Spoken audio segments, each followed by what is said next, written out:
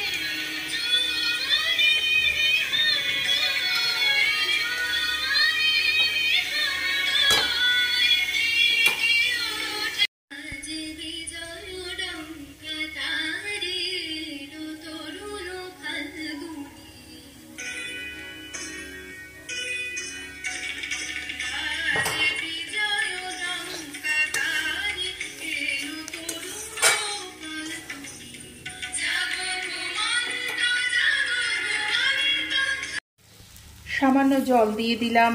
এবার কড়াইতে আস্তে করে করে নাড়তে হবে অনেকক্ষণ ধরে, তবেই ঝুড়ো ঝুড়ো জিনিসটা আসবে।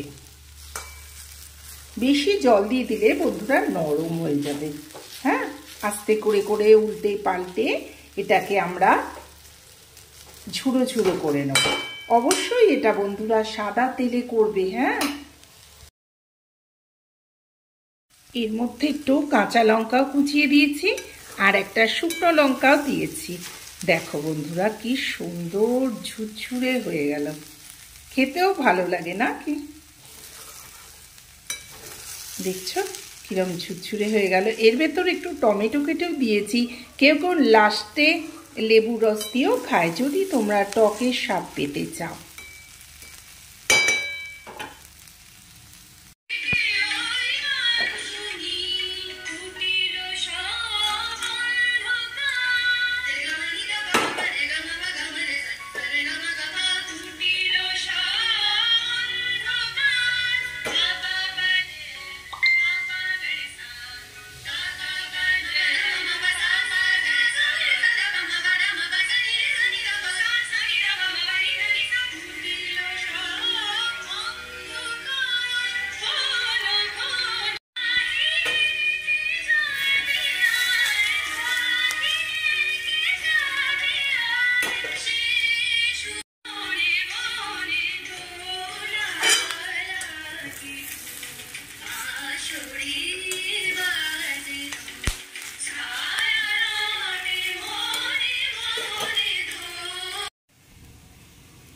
খেতে দারুণ হয়েছে বন্ধুরা।